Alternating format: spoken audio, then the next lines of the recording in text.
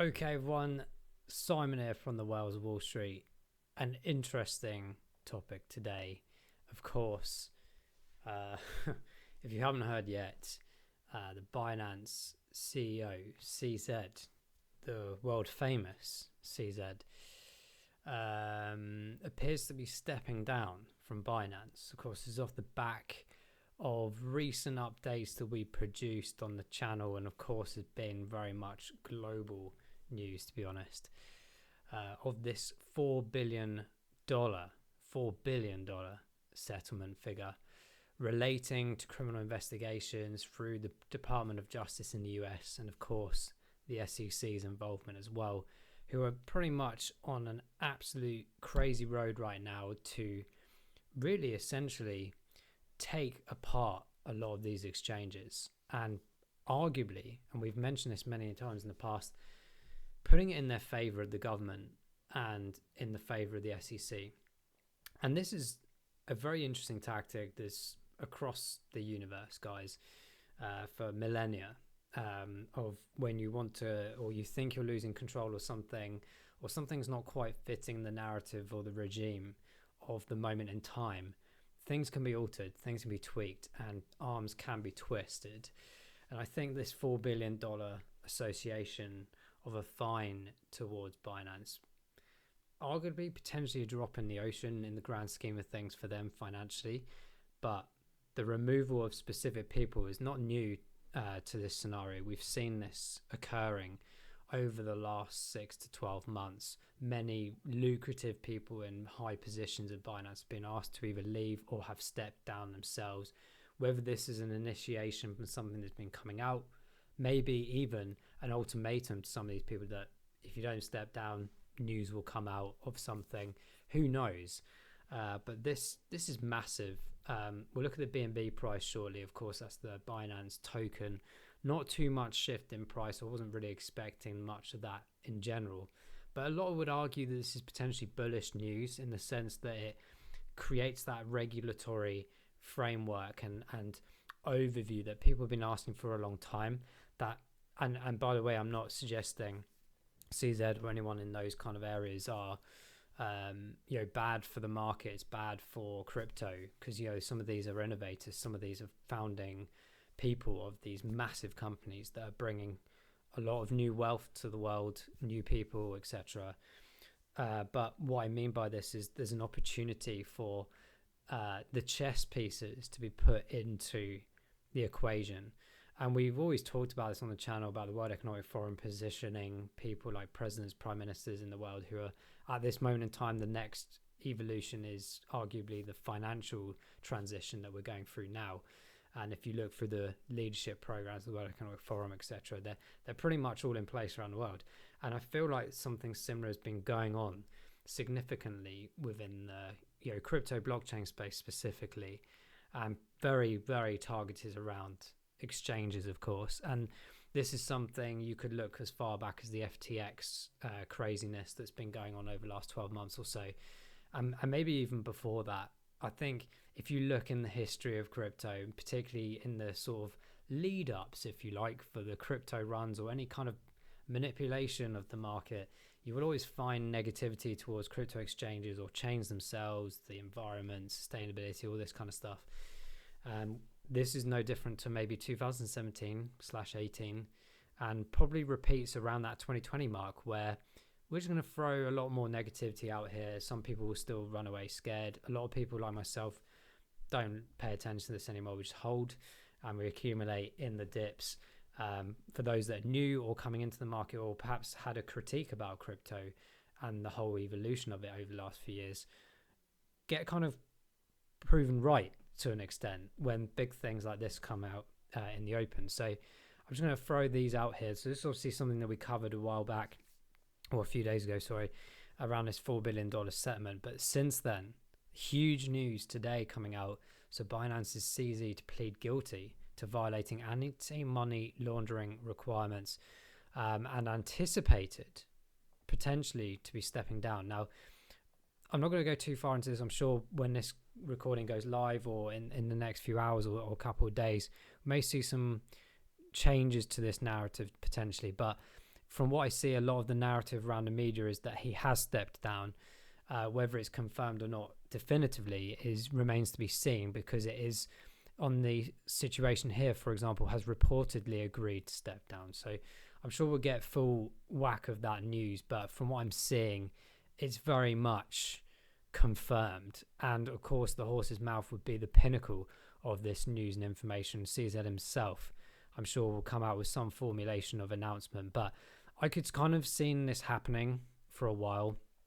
I don't think it would have been in an instance that he's protecting his company, he's protecting himself, and then it gets to a point where the government, particularly the US government, and when you're talking about the Treasury Department and the SEC and the Department of Justice coming together significantly collectively at the simultaneous time, it really doesn't bode well to need or require to stay on.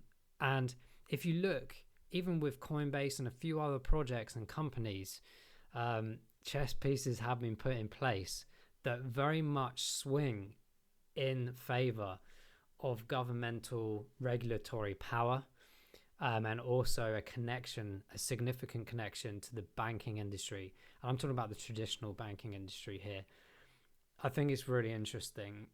We've said it for some time, maybe a couple of years, but I put that prediction out there in concrete fashion in the channel a week or so ago, that, and this is from knowledge of some of the events that I go to, custodial services will be offered. This is a prediction. I believe this is factual, to be honest, but custodial services will be offered by our traditional banking systems to us as users, not just at an institution on a wholesale level, but at that consumer general public level as well. And it's very coincidental that these kind of thought processes come out similar times when we're looking at these exchanges getting so much scrutiny at a very similar time, and very ironically so close to that Bitcoin halving movement next year. Of course, potential bull run to begin potentially towards the end of that year as well. I wonder if while I carry on talking, I might even be able to bring up a very interesting indeed image, which came out of Goldman Sachs quite recently, and it's relating to the rate cuts. So in case you haven't been living under a rock, the interest rates are obviously being a bit crazy over these last sort of 12 months or so, inflation, recession talk, etc. And one of the really interesting things I wanted to bring up here, if I can try to do it, I will. But from my instance, this is all about timing. This is all about the method of the madness. So let me see if I can just pull this up. I'm going to try and expand this on my screen here. So apologies, going to take over. I'll move here. So you can see that way. We got the rate cuts. So forecast to begin in 2025. I'm just going to move that away. It's a bit annoying. But we can see kind of like the idea behind this is quite funny. So these are the forecasted rates for the next couple of years. And we look in detail here, and this lines perfectly with 2025 modules of potential CBDC systems starting officially in the world. November 2025 is a date that we've been talking about for a few years now. The ISO 20022 compliance and the initiation of that RTGS, the remittance system, being switched on as of 2024 into 2025. So this diagram on our screen right now is very interesting, and the timescales of what's going on with the exchanges at the moment is critical. So you can see this maturity level here around that 2024, bang on the nose. So they're suggesting, this is from Goldman Sachs, it's suggesting that pretty much majority of 2024 will be a steady level of inflation. It might be a slight tweak, 0.25%, or sorry, 0.25% leeway each way, bit of manipulation there and checking on that. But in general, it will be steady, and it will get to a point. It will get to a point where there's a bit more confidence, and then all of a sudden spending starts again, slowly but surely. And that's when we start seeing the interest rates come down, more confidence in the markets, more confidence in commodities, everything, and including in markets. So bearing that in mind, if we think about 2024 overall, we've got the RTGS launch system. That doesn't mean it's fully turned on. It means it's beginning from its piloting aspect. But as we move away from that period of time, We then get into a potential halving of Bitcoin in April. We get the transition of a potential bull cycle starting towards the end of that year in 2024 and into the full bull cycle 2025. November 2025 could be a point in time where we see everything's gone flying, and then of course we can start maybe a potential bull cycle leading into 2026.